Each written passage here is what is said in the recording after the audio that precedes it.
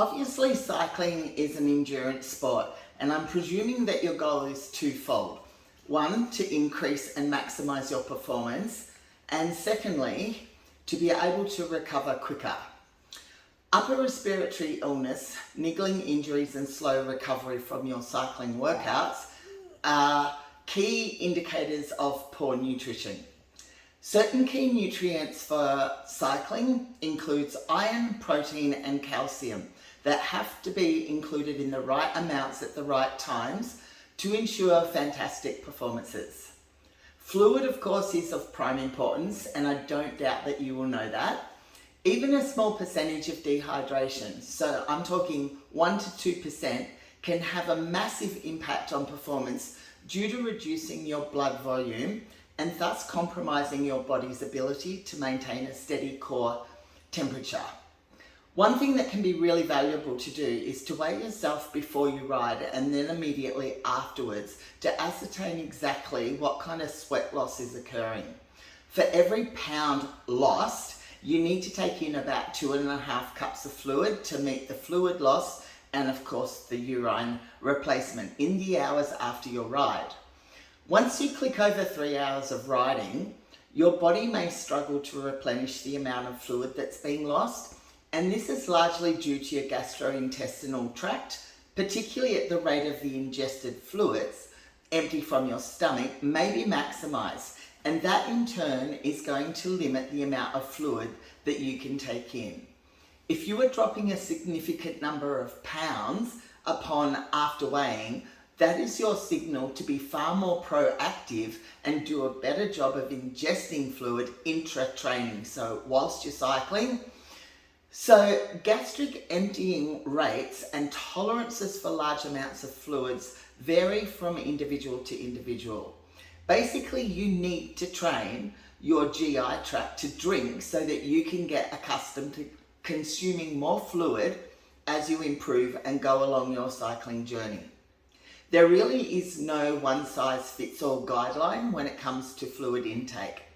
As I often say, you have to play at being your own best detective. Sweat loss, fluid intake, and therefore electrolyte requirements and fitness levels all mean the variances are really great amongst individuals. One thing I reject is the directive to drink as much as possible intra-ride. This is not useful, as the other danger is overhydration. For those who gain weight during their ride, they need to drink less and drink more according to thirst. Calorie requirements. Unless you're a sumo wrestler, fat is rarely useful in sport. In fact, it's an impingement. You will need to ensure enough calories are going in to support your caloric output due to your cycling. My concern for so many endurance athletes is actually their protein intake. We already know that the RDA in Australia is severely under what we need to maintain our muscle, the body's most precious tissue. Due to cycling being an endurance sport and therefore catabolic in nature, as in the breakdown of muscle tissue, this has a myriad of unhealthy implications for the athlete. Carbohydrates are certainly the primary source of fuel when doing cycling as a sport, long distance. However, on really lengthy rides over, say, about 4 hours, about 10% of your fuel will actually end up coming from protein. Dealing with fats in endurance athletes is in and of itself quite tricky. However, even the average trainee, let alone an elite athlete, should know at the very least that essential fats must be consumed on a meal-to-meal basis and indeed a daily basis. Consider this. Why are they called essential fats? Clearly because they are essential. Worst case scenario, if you do not consume them, you'll die. It's about that simple. I'll do a separate video on essential fats so that you understand this, but know this. Your body, unlike carbohydrates and fats, cannot manufacture essential fats. They must come from real food sources. I encourage you to seek out my essential fats video and watch that next. Now,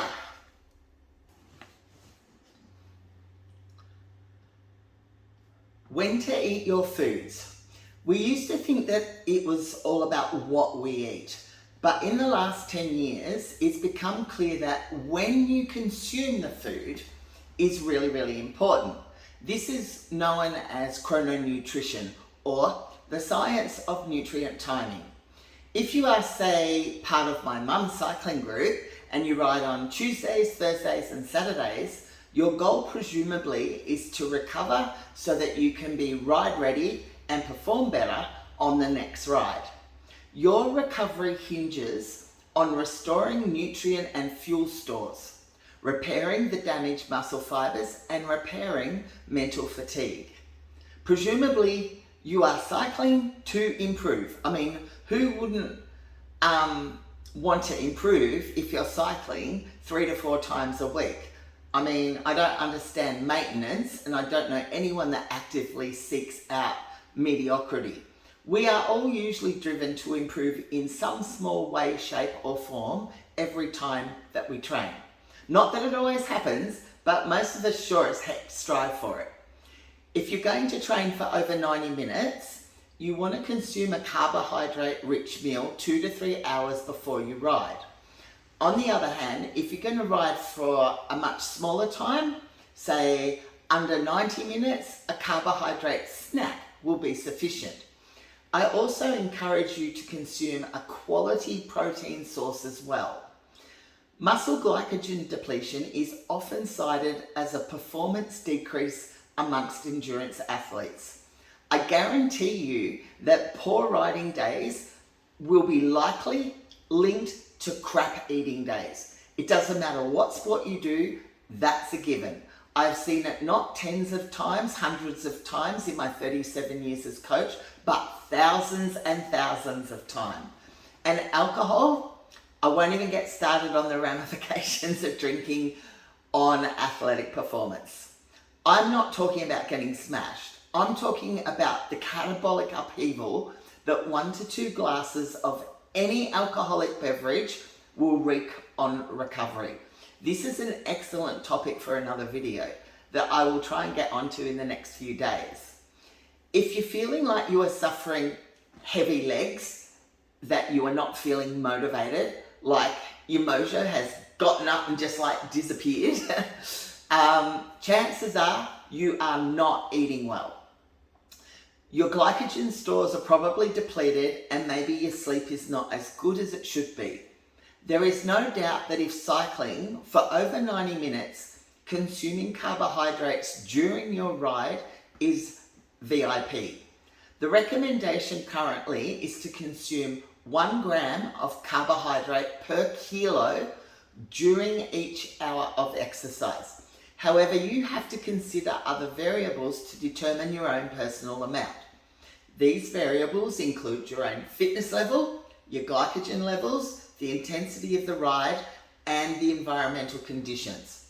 I'm going to talk about electrolytes in a separate video. So let me just finish with some thoughts on cyclists' important micronutrients: calcium, iron, and zinc. Both iron and zinc are imperative for a healthy immune system.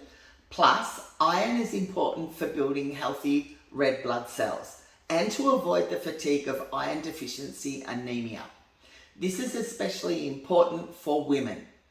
Even if you are making really healthy, smart food choices, women can easily become very iron deficient. Those women trying to maintain really, really low body fat levels will find it virtually impossible to keep their iron levels to an accepted minimum. Another at-risk group for developing anemia is vegetarians and vegans, whether you're male or female. This is due to the iron in plant food not being able to be so efficiently absorbed as the iron found in, say, chicken, red meat or fish. Zinc is also better absorbed when coming from animal rather than plant food, and zinc helps wounds and injuries heal properly, including the muscle fiber damage that occurs in your regular rides. Great dietary sources of zinc include shellfish, poultry, red meat, and a couple of others I can't think of off the top of my head. Actually, legumes are a good source. Lentils, spinach, peanut butter, nuts and seeds, and also wheat germ. Now, calcium is also important for cyclists. I'm very conversant with calcium because as a weight trainee, muscles need calcium to contract, as well as nerve conduction and healthy bones. So for someone like my mum, for example, who is pretty small and lean, weighing somewhere around the low 50s, calcium is super important to help support her bones. I would be thinking of cycling as not just cycling competitions. This is what you are doing a race for. It is also an eating and drinking contest as well. So there's a new way to look at your cycling, because the eating and the drinking is just about as important as the cycling itself. So I hope you found those tidbits surrounding nutrition helpful, and just keep in mind, or keep at the forefront, the litmus test that I discussed in video 1. You want premium carbohydrates. So limit your gels and definitely try to limit your bars, as at the end of the day, they are manufactured and they're just never going to be comparable to real foods.